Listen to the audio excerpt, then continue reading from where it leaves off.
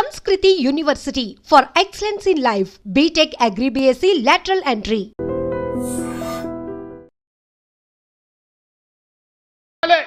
ఈ దేశానికే తలమానికంగా మారాలని 200 కోట్ల రూపాయలతోని 25 ఎకరాలలో ఇయాల యంగ్ ఇండియా ఇంటిగ్రేటెడ్ స్కూల్ ఈడ ప్రారంభించుకున్నాం.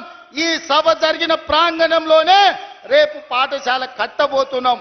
సంవత్సరంన్నర తిరిగే లోపల ఈడ అద్భుతమైన హైటెక్ సిటీ పక్కన ఐటీ కంపెనీల కంటే గొప్పగా young India integrated residential school కట్టి మళ్ళా ఇక్కడికి వస్తా, ఆ పిల్లల్ని కలుస్తా, ఆ పిల్లలకి చెబుతా, మీ కొల్లాపూర్ కోసం మీ ఎమ్మెల్యే గారు మీ మంత్రి గారు నన్ను అడిగి కొట్లాడి జట్రోల్కి యంగ్ ఇండియా రెసిడెన్షియల్ స్కూల్ తీసుకొచ్చిండు.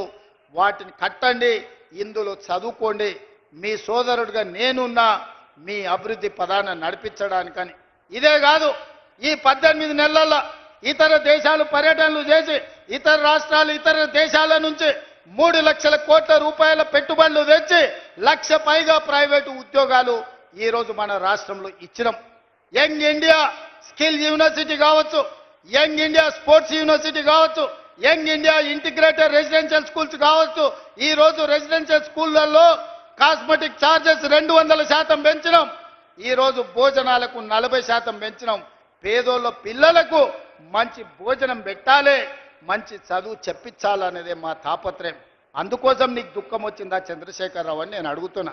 పేదోళ్ళ పిల్లలు చదువుకోబట్టి, పేదోళ్ళ పిల్లలకు ఉద్యోగాలు రాబట్టే, ఆడబిడ్డలు బయటికి రాబట్టే, మా అక్కల చేతుల నగదు ఉండబట్టే మా అక్కలు బస్సులకు యజమానులైంది, మా అక్కలు విద్యుత్ సంస్థలకు యజమానులైంది, మా అక్కలు పెట్రోల్ బంకులకు యజమానులైంది.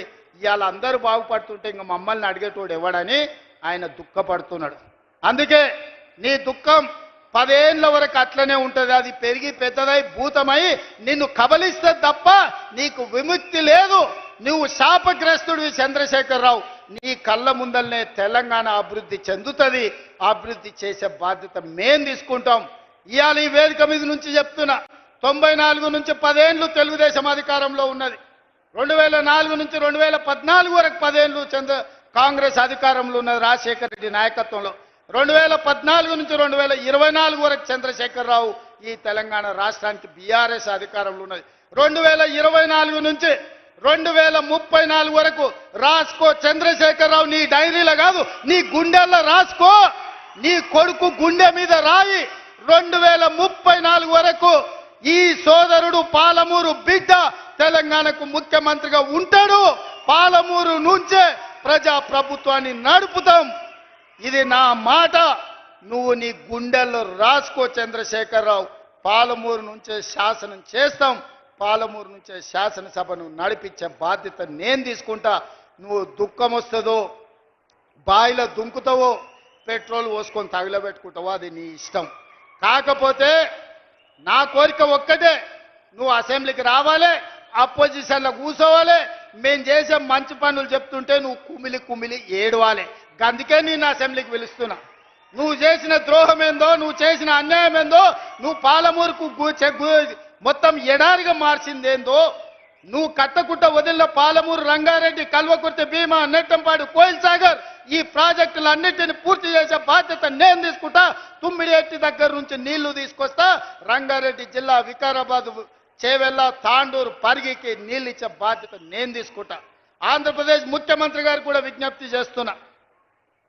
మీరు విఘ్నులు, మీరున్నప్పుడే మొదలుపెట్టారు కల్వకుర్తి.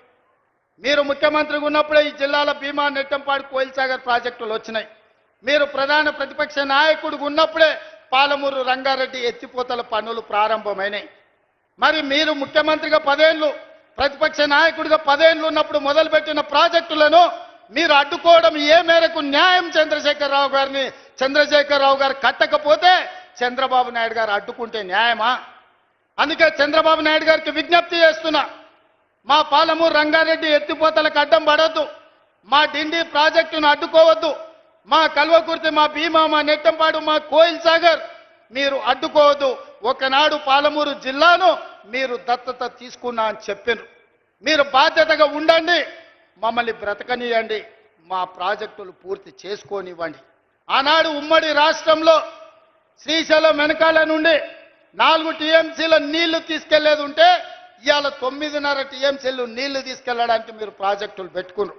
అందుకే చంద్రబాబు నాయుడు గారికి విజ్ఞప్తి చేస్తున్నా, రాయలసీమ లిఫ్ట్ ఇరిగేషన్ 3 టీఎంసీలు రోజుకు తరలించే ప్రాజెక్టును మీరు రద్దు చేసి మీ ఉదారత్వం ప్రదర్శించండి. మీరు 2 రాష్ట్రాలను సమానంగా తెలుగు వాళ్ళని అభివృద్ధి చేయాలన్న ఆలోచనతో ఉన్నది నిజమైతే రాయలసీమ లిఫ్ట్ ఇరిగేషన్ ప్రాజెక్టును రద్దు చేయండి.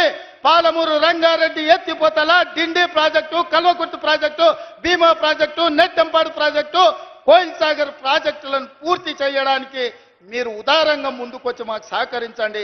మా పాలమూరు బిడ్డలు కృతజ్ఞత ఉన్నవాళ్ళు మీ మేలు మేము ఎప్పుడు మర్చిపోం.